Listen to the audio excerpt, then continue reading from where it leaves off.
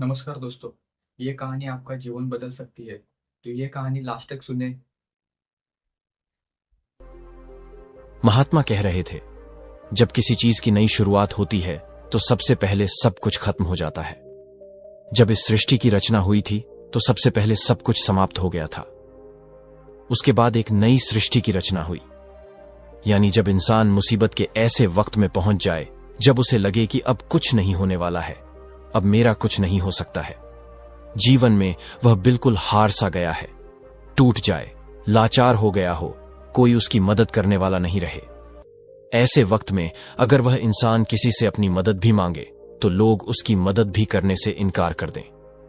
महात्मा आगे कहते हैं कि ऐसे बुरे वक्त में अगर किसी को प्यास लगती है तो कोई आपको पानी देने वाला भी नहीं मिलेगा, क्योंकि बुरे वक्त में कोई भी साथ नहीं देता है।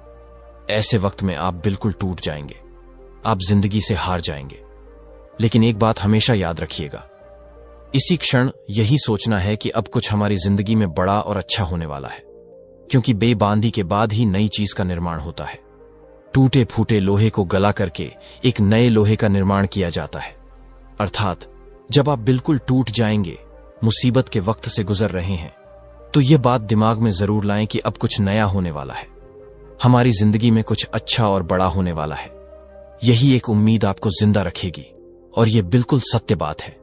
देखना, अगर तुम ऐसे वक्त में हो जहां पर कोई तुम्हारी मदद नहीं कर रहा है, कहीं से की कोई भी उम्मीद नहीं है, तो समझ लेना कि अब कुछ बड़ा और अच्छा होने वाला है। क्योंकि जितना आप टूट सकते थे अब आप टूट गए हैं, इससे ज्यादा आप नहीं टूट सकते। ऊपर वाला आपको जरूर कुछ बड़ा देने वाला है। यही सब बोल करके गुरुजी अपने उपदेश को विराम देते हैं।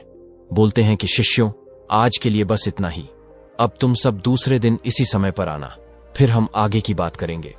सभी शिष्य अपने अपने आश्रम में चले जाते हैं।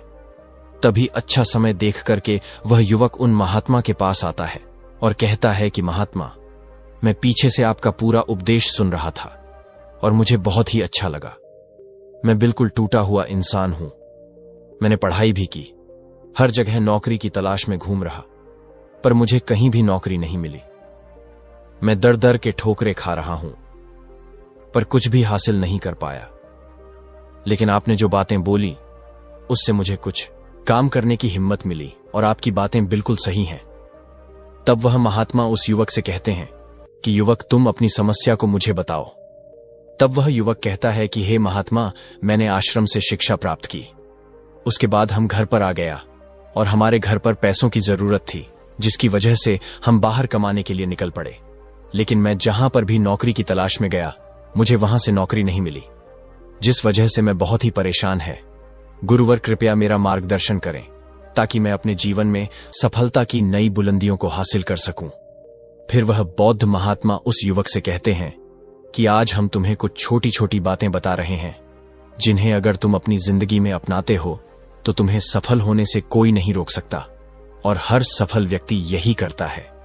मैंने बहुत से लोगों को शिक्षा दी है, लेकिन मेरे जो शिष्य मेरी इन 7 बातों को अपने जीवन में अपना लिए, वह आज अपना नाम इस संसार में कमा रहे हैं। महात्मा उस युवक से कहते हैं कि अगर तुम्हें सफल होना है तो तुम्हें सबसे पहले पहले अपने गुणों को पहचानना है, और यही तुम्हारी सफलता पाने की पहली आदत होनी चाहिए। वह युवक कहता है कि गुरुदेव, अपने अंदर के गुणों को कैसे पहचाने? तब वह महात्मा उस युवक से कहते हैं कि गुणों को पहचानने का मतलब यह है कि अपने अंदर की प्रतिभा को पहचानो। कुछ भी कार्य करने से पहले सबसे पहले तुम अपने अंदर की प्रतिभा को पहचानो। हर एक इंसान में एक अलग प्रतिभा होती है। अगर वह अपनी प्रतिभा के हिसाब से काम करे तो जीवन में उसे सफल होने से कोई नहीं रोक सकता।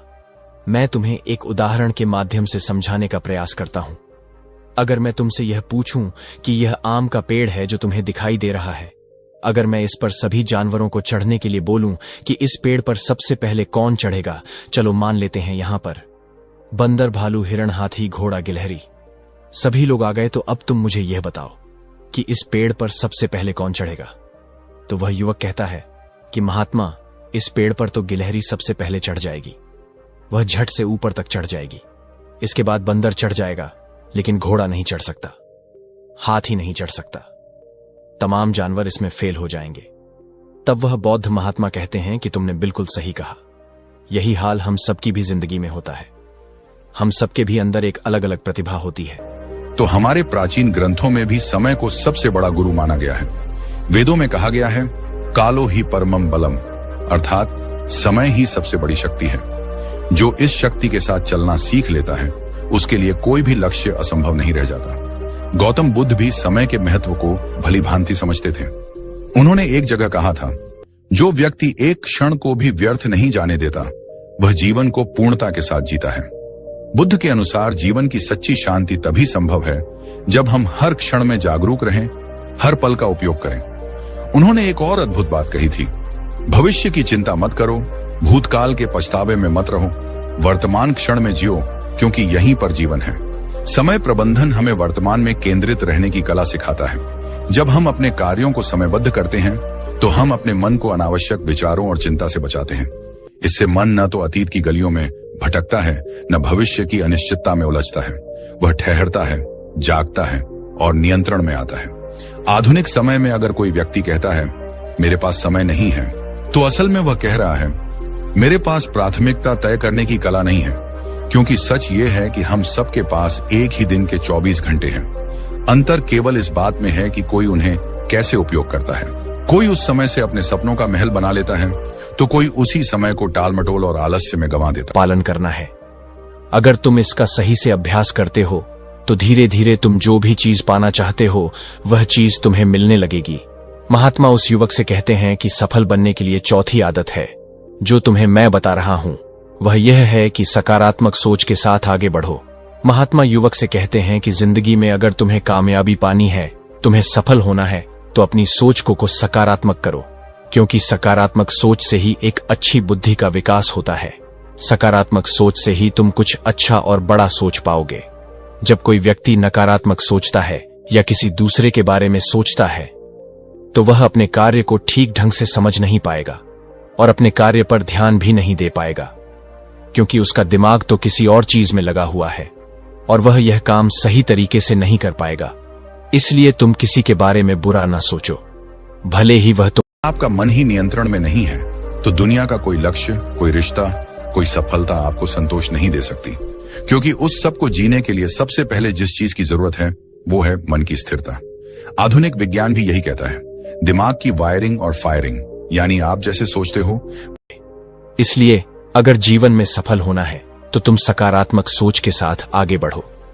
तुम इन सब की फालतू की बातें सोचने में अपना समय व्यर्थ मत करना कि कौन तुम्हें गिराने की कोशिश कर रहा है, कौन तुम्हारे प्रति अच्छा है, कौन बुरा है। यह सब सोचने का समय नहीं है। बस तुम्हें अपने कार्य को अच्छे तरीके से आगे करते जाना है। देखना, जो तुम्हारे आलोचक होंगे, जो तुम्हें नीचा गिराने की कोशिश करेंगे, धीरे धीरे वह सब तुम्हारे रास्ते से हट जाएंगे। क्योंकि जिस भी व्यक्ति के मन में नकारात्मक बातें होती हैं, जो भी व्यक्ति किसी को गिराने की कोशिश करता है, वह कभी भी अपनी जिंदगी में आगे नहीं बढ़ सकता। इसलिए अगर तुम्हें सफल होना है, तो तुम एक सकारात्मक सोच के साथ आगे बढ़ो, क्योंकि सकारात्मक सोच से ही तुम्हें आगे सफलता मिलने वाली है। और तुम्हारे जीवन में जो नकारात्मक लोग हैं, जो नकारात्मक बातें करते हैं, तुम उनसे दूरियां बना लेना। महात्मा पांचवी बात बताते हुए कहते हैं कि युवक, अगर तुम्हें अपनी जिंदगी में सफल होना है, तो अपने राज्य किसी को मत बताओ। अगर तुम जो भी काम करना चाहते हो, तो यह राज्य किसी को भी मत बताना, क्योंकि अगर तुम अपने राज्य किसी को बता दोगे, तो तमाम लोगों को पता चल जाएगा कि तुम क्या करने वाले हो। और अभी तो तुम अपने कार्य की शुरुआत ही नहीं की हो, लेकिन तमाम लोग आपको गिराने की कोशिश करने लगेंगे। तो इससे तुम्हारा कार्य भी सही तरीके से सही समय पर पूरा नहीं हो पाएगा और तुम परेशान होते जाओगे। इसलिए अगर तुम्हें अपने जीवन में कुछ करना है, कुछ पाना चाहते हो, तो तुम्हें बिल्कुल शांतिपूर्वक अपने कार्य को करना है। ढिबरा नहीं पीटना है। किसी को भी मत बताओ कि तुम आगे क्या करने जा रहे हो। इस बात का तुम खास ध्यान रखना। महात्मा युवक को सफल होने के लिए छठी बात कहते हैं कि कड़ी मेहनत और लगन के साथ काम करो। वह महात्मा कहते हैं कि कोई भी इंसान अगर सफल होता है, तो वह अपनी कड़ी मेहनत से सफलता प्राप्त करता है। जितने भी कामयाब लोग होते हैं, उन्होंने बहुत कड़ी मेहनत की है। कड़ी मेहनत सही जगह पर करनी चाहिए। यह नहीं कि तुम बस बहुत कड़ी मेहनत करते जा रहे हो, लेकिन सही दिशा में नहीं। कार्य को कर रहे हो तो कड़ी मेहनत के साथ साथ सही दिशा बहुत जरूरी होती है। अगर तुम सही दिशा में कड़ी मेहनत करते हो तो तुम उस काम में कामयाब जरूर हो जाओगे, तुम्हें जरूर कामयाबी मिलेगी। इसलिए कोई भी काम हो, कितना भी बड़ा क्यों ना हो, सबसे पहले यह पता लगाओ कि इस काम को बहुत ही अच्छे तरीके से कैसे किया जा सकता है। अगर आपको यह पता चल जाए कि इस काम को अच्छे तरीके से कैसे किया जा सकता है, पूरी जी जान लगा दो सफलता को प्राप्त करने के लिए। कई बार हमने देखा है कि लोगों का असफल होने का यह एक बहुत ही बड़ा कारण होता है कि वह उन्हें जो भी जिंदगी में पाना चाहते हैं वह उस चीज के लिए तो मेहनत करने लगते हैं, लेकिन मेहनत सही दिशा में नहीं करते। और जब उनकी मेहनत सही दिशा में नहीं होती है तो वे धीरे धीरे अंदर अंदर टूटने लगते हैं, उनका भरोसा उठने लगता है और उन्हें उनका लक्ष्य भी प्राप्त नहीं हो पाता है। इसलिए तुम्हें जो भी कार्य को करना है, तुम्हें जो भी लक्ष्य पाना है, सबसे पहले उस लक्ष्य को पहचानो कि इस लक्ष्य तक कैसे पहुंचा जाए तो तुम जरूर सफल हो जाओगे। एक उदाहरण देता हूं कि मान लो यह सामने जो पहाड़ दिखाई पड़ रहा है, अगर मैं तुम्हें इस पहाड़ पर चढ़ने को बोलूं, अगर तुम सीधे चढ़ोगे तो तुम कभी भी इस पहाड़ पर नहीं चढ़ पाओगे। लेकिन अगर तुम इस पहाड़ पर चढ़ने के लिए एक अच्छा रास्ता खोजो कि सबसे जल्दी और आसान तरीके से इस पहाड़ पर चढ़ा कैसे जाए, पहाड़ पर तो तुम बड़ी आसानी से चढ़ जाओगे, लेकिन अगर तुम बिना सोचे समझे चढ़ने लगोगे तो तुम पहाड़ की चोटी पर कभी नहीं चढ़ पाओगे। और अगर चढ़ते भी हो तो तुम्हें बहुत समय लग जाएगा और तुम असफल भी हो जाओगे। यही हाल होता है हमारी जिंदगी में। हमें जो भी लक्ष्य को प्राप्त करना है, सबसे पहले उस लक्ष्य के बारे में सोचो और तुम यह पता लगाओ कि इस लक्ष्य तक कैसे आसानी से पहुंचा जाए। जब तुम यह पता लगा लोगे तो तुम अपने लक्ष्य को बड़े ही आसानी से पालोगे। इसलिए कठिन परिश्रम के साथ साथ सही दिशा जरूर होनी चाहिए। महात्मा उस युवक को सफलता प्राप्त करने के 7वां और अंतिम सूत्र बताते हुए कहते हैं कि युवक, तुम्हें अपने शरीर का भी बहुत ख्याल रखना है और अपने शरीर के ख्याल के लिए तुम्हें योगाभ्यास और योग की क्रिया करनी है। अगर तुम योग की क्रिया करते हो तो तुम्हारा दिमाग संतुलित रहेगा और जब तुम्हारा दिमाग संतुलित रहेगा तो ही तुम अपने कार्य पर अच्छे तरीके से ध्यान दे पाओगे। योग की क्रिया करने से तुम्हारे अंदर का आलस्य भी दूर हो जाएगा, क्योंकि आलस्य इंसान का सबसे बड़ा दुश्मन होता है। इसलिए योगाभ्यास करके तुम अपने आलस्य को भी दूर कर दो। ठीक उसी प्रकार जब तुम अपने दिमाग को एक जगह पर केंद्रित कर लोगे, अच्छे मन के साथ कार्य करोगे तो तुम्हें सफलता जरूर मिलेगी, क्योंकि तुमने अपनी पूरी ऊर्जा एक दिशा में लगा दी है। और जब तुम अपनी पूरी ऊर्जा एक दिशा में लगा दोगे तो उसका परिणाम तुम्हें अच्छा देखने को मिलेगा। इसीलिए तुम दिन में ध्यान की क्रिया, योग्य की क्रिया जरूर करो। इससे तुम्हारा दिमाग संतुलित रहेगा, तुम्हारा दिमाग बहुत अच्छे तरीके से काम करेगा। और जब तुम्हारा दिमाग संतुलित रहेगा, बहुत अच्छे तरीके से काम करेगा, तो ही तुम कुछ नया और अच्छा सोच पाओगे, तभी जाकर तुम्हें सफलता भी मिलेगी। इसलिए मेरी इन बातों को ध्यान रखना। इसलिए युवक, सबसे पहले तुम जाओ, यह पता लगाओ कि तुम किस चीज में माहिर हो, फिर तुम उस हिसाब से कार्य करो और मेरी इन बातों को याद रखना। वह युवक उन महात्मा को प्रणाम करके वापस अपने घर आ जाता है और वह यह सोचने में लग जाता है कि वह किस चीज में माहिर है। पूरे 15 दिन तो यह सोचने में लगा देता है कि वह किस चीज में माहिर है। बाद में उसे पता चलता है कि वह तलवारबाजी की क्रिया में बहुत ही माहिर है। इसलिए वह तलवारबाजी पर बहुत अभ्यास करता है और वह एक कामयाब तलवारबाज बन जाता है। उसकी ख्याति दूर दूर तक फैल जाती है। फिर एक दिन पड़ोसी देश के राजा उसे अपने यहां सेना में नौकरी के लिए बुला लेते हैं और वह व्यक्ति अपनी स्वेच्छा से उस राजा के प्रस्ताव को स्वीकार भी कर लेता है और वह उनके यहां नौकरी के लिए सेना में भर्ती हो जाता है। राजा उस युवक को बहुत ही मान सम्मान से सम्मानित करते हैं। अब उस युवक का परिवार बहुत ही अच्छे तरीके से अपना गुजारा करने लगा। दोस्तों, सच्ची खुशी बाहरी चीजों में नहीं बल्कि हमारे भीतर संतोष में बसती है। युवक ने अपने जीवन में सफलता प्राप्त करने का दृढ़ संकल्प कर लिया। बड़ी लगन और धैर्य के साथ उसने आश्रम से शिक्षा प्राप्त की। शिक्षा की समाप्ति के बाद उसने नौकरी खोजना प्रारंभ कर दिया ताकि पारिवारिक जिम्मेदारी का निर्वाह वह बहुत ही अच्छे तरीके से कर सके। इतनी अच्छी शिक्षा प्राप्त करने के बाद भी उसका यह दुर्भाग्य रहा कि उसे कहीं भी काम नहीं मिला। नौकरी की तलाश में वह जगह जगह भटकता रहा। खूब प्रयास किए, किंतु हर स्थान से उसे निराशा ही मिली। अच्छी बात यह थी कि युवक ने मात्र किताबी शिक्षा ग्रहण नहीं की थी, अपितु जीवन में कैसे धैर्य रखा जाए यह भी सीखा था। यही वजह रही कि वह हर परिस्थिति का सामना बड़े ही अच्छे तरीके से कर लेता। लेकिन कब तक यह करता? हर एक संघर्ष की सीमा होती है दोस्तों। यह बात सत्य है कि जब तक सफलता नहीं मिलती है तब तक आपकी मदद करने कोई नहीं आता है। आप दर दर की ठोक खाते रहेंगे पर कोई पूछने वाला नहीं रहेगा कि आप कैसे हैं, आप परेशान हैं कि नहीं हैं। यह कोई नहीं आपसे पूछेगा। यह जीवन की सच्चाई है। हां, लेकिन जब आप कामयाब बन जाएंगे, जब आपके पास पैसा रहेगा, तो 10 से 20 लोग आपके आगे पीछे घूमते रहेंगे। तो तमाम तरह के लोग आपसे रिश्ता भी रखना चाहेंगे। तब दूर के लोग भी आपसे कहेंगे कि आप उनके बहुत ही करीबी रिश्तेदार हैं। हर कोई आपसे एक झूठा रिश्ता लेकर जोड़ने लगेगा। ध्यान रहे, जो लोग आपके पैसे को, आपकी कामयाबी को देखकर आपसे जुड़ते हैं, वह कभी भी आपके अपने नहीं हो सकते। जो मुसीबत के समय में, जब आप निर्धन हैं, गरीब हैं, लाचार पड़े हुए हैं, उस वक्त कोई अगर आपको सहारा दे, उस वक्त कोई अगर आपके साथ खड़ा रहे, तो समझ लीजिए कि वही आपका सच्चा और अपना साथी है। और ऐसे लोग दुनिया में केवल 1% से भी कम होते हैं जो आपकी गरीबी में, जो आपके कठिन वक्त में आपका का साथ दें। लेकिन आप सबसे ज्यादा उन लोगों के लिए परेशान रहते हैं जो कभी आपके अपने हैं ही नहीं। वह युवक हार थक के परेशान होकर के एक रास्ते से गुजर रहा था। रास्ते में उसी से एक आश्रम दिखाई पड़ा। उस आश्रम के बाहर एक महात्मा अपने शिष्यों को ज्ञान का उपदेश दे रहे थे। वे सभी शिष्य उन बौद्ध महात्मा के उपदेशों को बड़े ही ध्यान और शांतिपूर्वक सुन रहे थे। वह युवक वहीं पर रुक गया।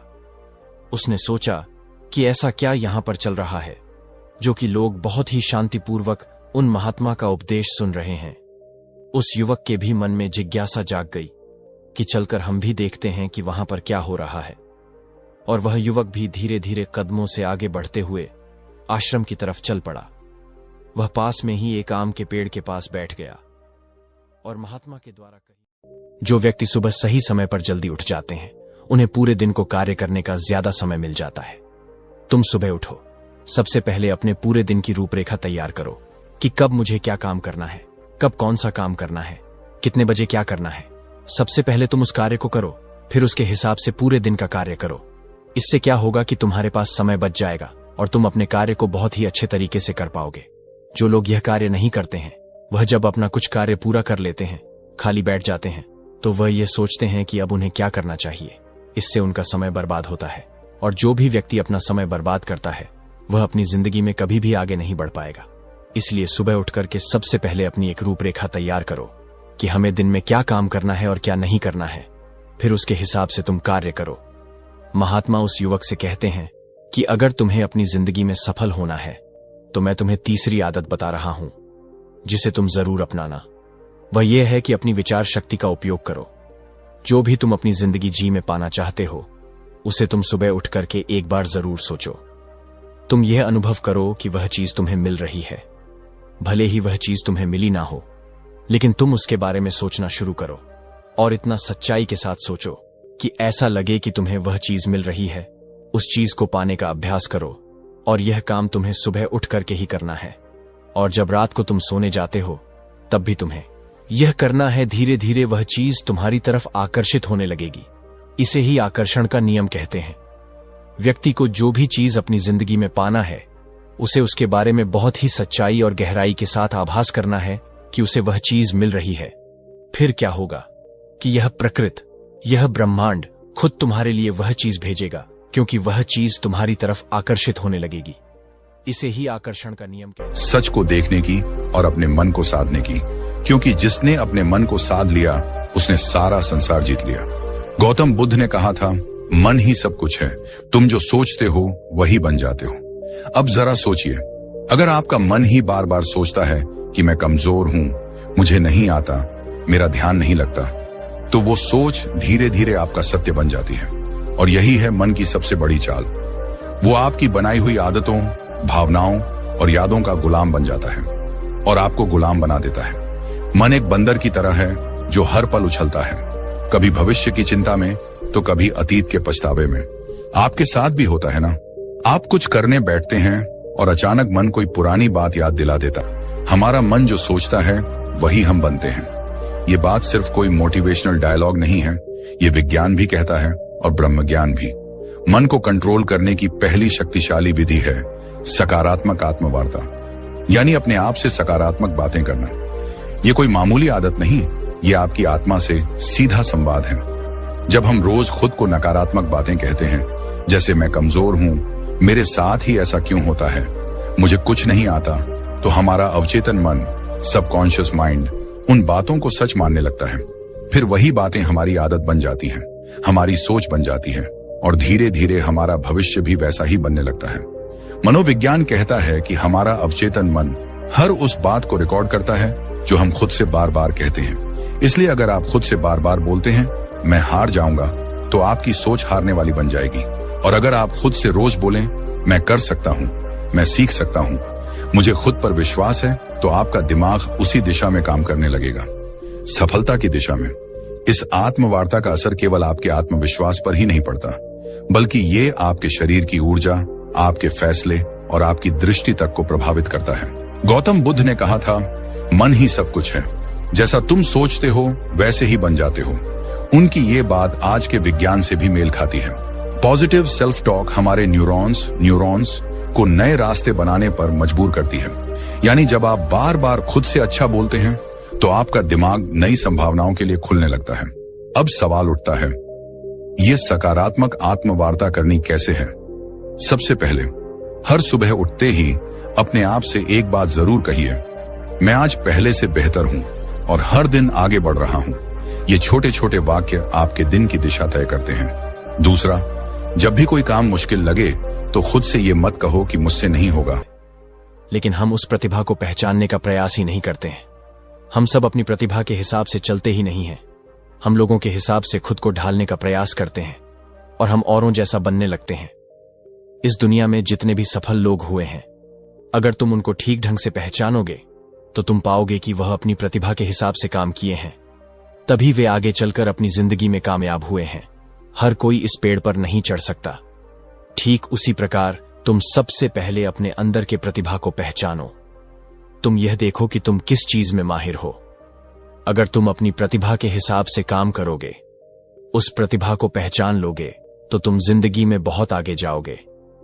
फिर तुम्हें सफल होने से कोई नहीं रोक सकता है। लगभग 99% लोग यही करते हैं कि वे दूसरों जैसा बनने का प्रयास करते हैं। किसी ने उन्हें कहा तो वे उसके जैसा ही बनने लगते हैं, जबकि जो 1% लोग होते हैं वही सफल हो पाते हैं, क्योंकि वे अपने प्रतिभा के हिसाब से काम करते हैं। वे अपने अंदर की प्रतिभा को पहचान लेते हैं, फिर वे उसके हिसाब से उस कार्य को करते हैं और अंत में उन्हें सफलता भी मिलती है और वे लोग जिंदगी में बहुत ही आगे जाते हैं। इसलिए कुछ भी नया करने से पहले सबसे पहले तुम अपनी प्रतिभा को पहचानो, फिर उसके हिसाब से काम करो।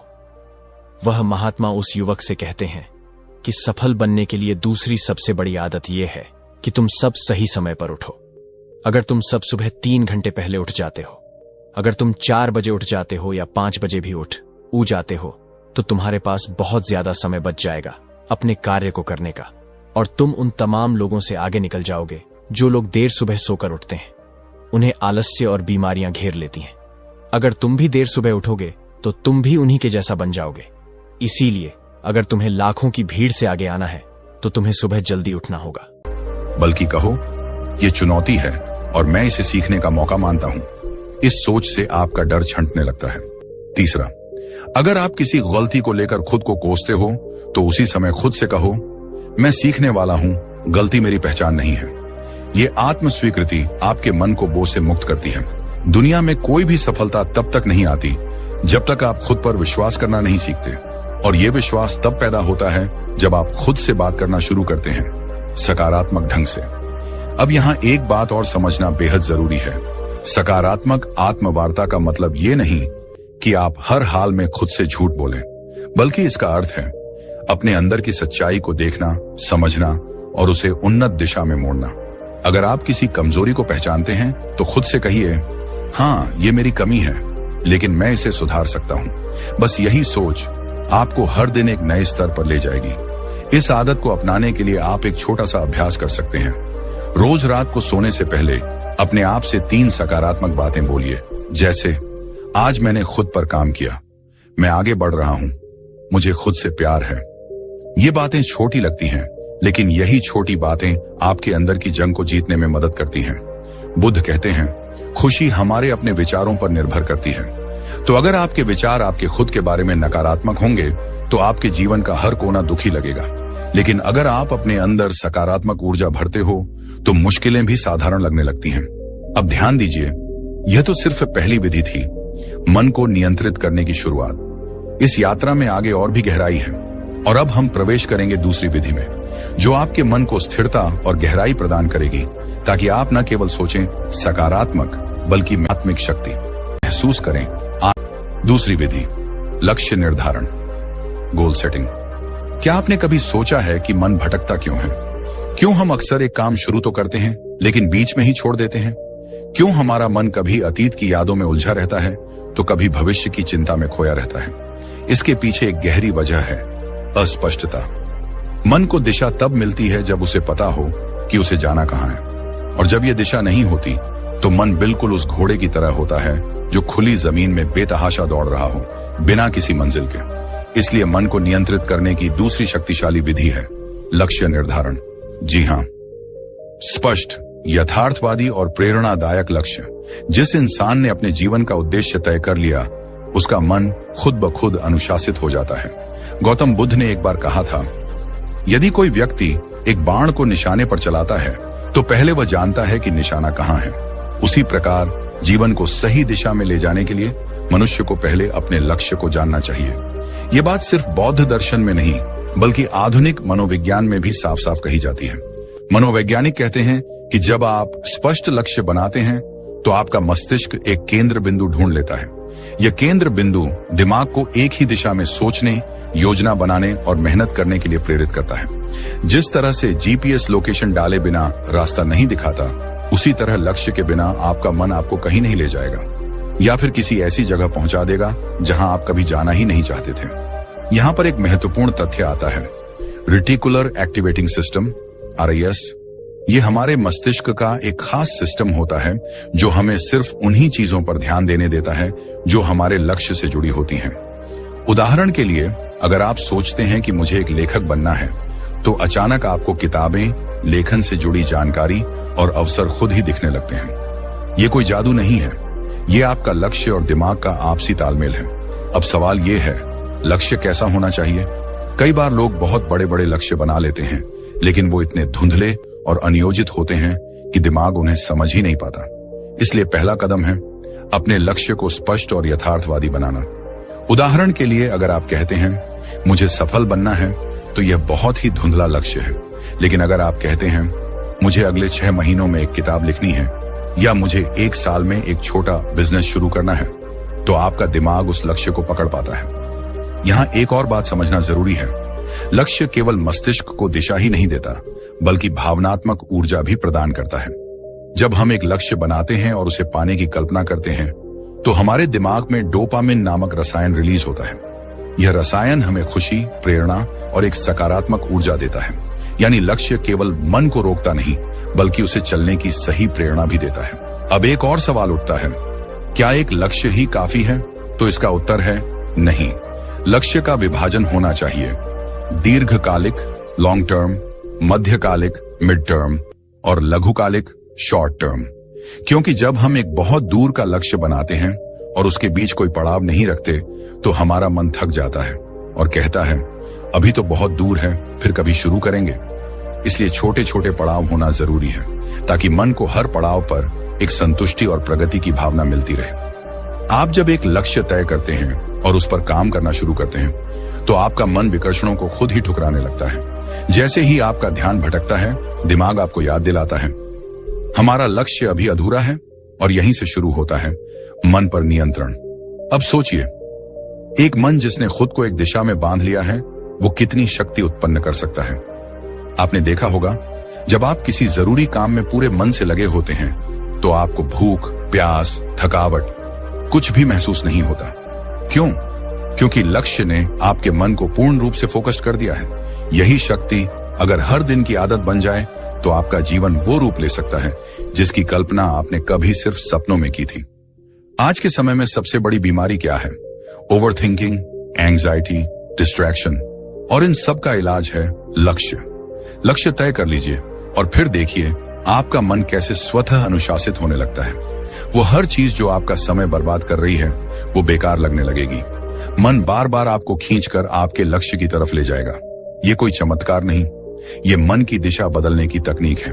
अब जरा ये विचार कीजिए, अगर एक छोटा सा चुंबक लोहे की सुई को खींच सकता है तो एक स्पष्ट और सशक्त लक्ष्य आपके मन को कितना खींच सकता है।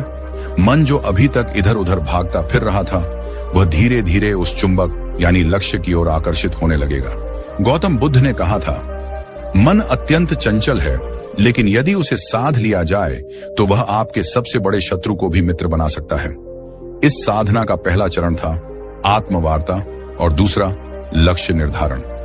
ये दोनों विधियां मिलकर आपके मन को भीतर से पुनः प्रशिक्षित करती हैं। ये उसे एक नए रास्ते पर चलाना सिखाती हैं, जहां दिशा है, उत्साह है और स्पष्टता है। तो अगर आप चाहते हैं कि आपका मन आपकी बात माने, तो सबसे पहले आप उसे बताइए कि कहां जाना है। फिर देखिए कैसे वो रास्ता खुद बनाने लगता है। और यही से शुरू होती है वास्तविक आत्मशक्ति की यात्रा।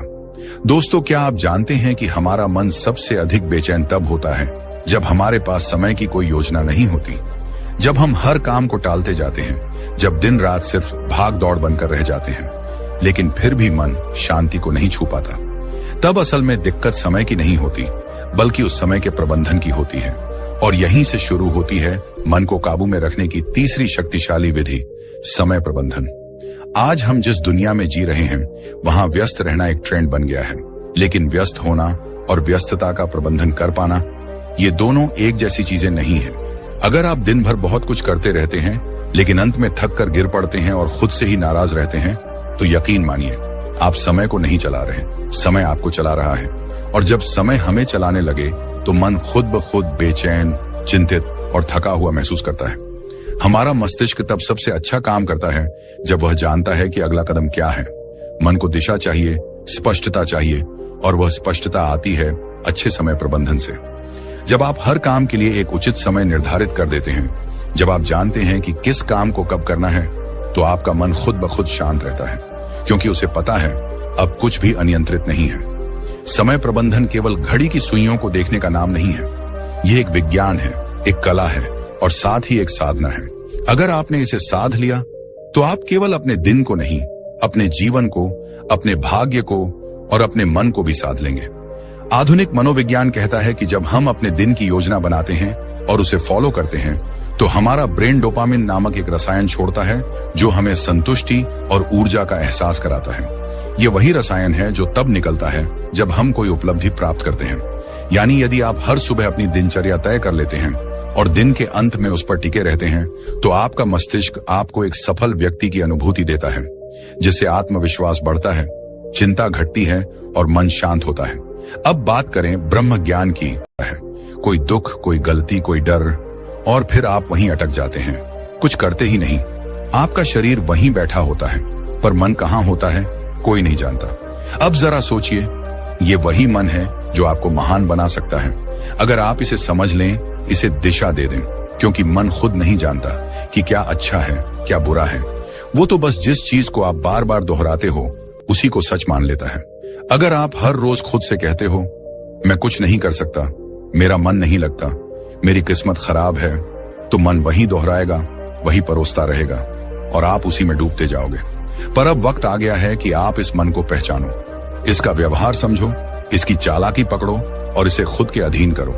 मनोविज्ञान कहता है कि हमारे 95% निर्णय हमारे अवचेतन मन से लिए जाते हैं। यानी हम जो सोचते हैं, जो महसूस करते हैं, उसका बड़ा हिस्सा हमें पता भी नहीं चलता और फिर भी वही हमारे जीवन की दिशा तय करता है। यानी अगर आपने अपने मन को सही प्रशिक्षण नहीं दिया तो वो बिना आपकी मर्जी के आपको वहां ले जाएगा जहां आप कभी नहीं जाना चाहते थे।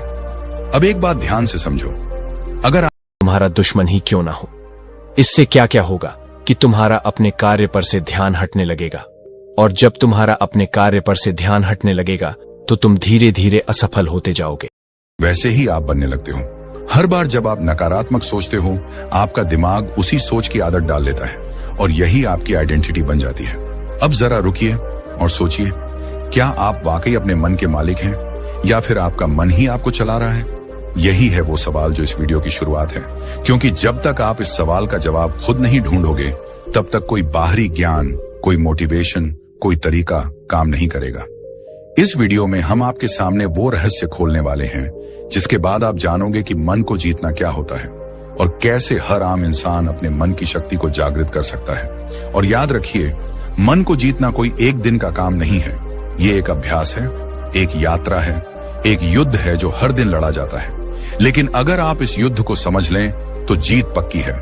अब हम उस बिंदु पर पहुंच चुके हैं जहां से असली सफर शुरू होगा। इस सफर में हम जानेंगे मन को कंट्रोल करने की 5 सबसे शक्तिशाली विधियां, जो न केवल आपके विचारों को बदलेंगी बल्कि आपके जीवन की दिशा ही मोड़ सकती हैं। तो बने रहिए इस वीडियो के साथ, क्योंकि अब जो आएगा वो सिर्फ जानकारी नहीं, जागृति है। पहली विधि, सकारात्मक आत्मवार्ता, पॉजिटिव सेल्फ टॉक। क्या आपने कभी अपने आप से कहा है, मुझसे नहीं होगा? स्विंगल, मैं हमेशा गलती करता हूं। जरेनियम, मेरे बस की बात नहीं है। अगर हां, तो आज इस वीडियो को पूरा देखना आपके जीवन की दिशा को बदल सकता है, क्योंकि जिस व्यक्ति से आप सबसे ज्यादा बातें करते हैं वो कोई और नहीं, आप खुद हैं। और यही बातचीत आपके भविष्य की दिशा तय करती है। दोस्तों, आज की कहानी यहीं समाप्त होती है। अगर आपको ये वीडियो पसंद आया हो तो इसे लाइक करें, शेयर करें और हमारे चैनल SRG स्टोरी को सब्सक्राइब जरूर करें। आपकी प्रेरणा हमें और बेहतर कहानियां लाने का हौसला देती है। अपनी राय नीचे कमेंट में जरूर बताएं और बेल आइकन दबाना न भूलें ताकि हमारी अगली कहानी का नोटिफिकेशन आपको सबसे पहले मिले। धन्यवाद और फिर मिलते हैं एक नई कहानी के साथ।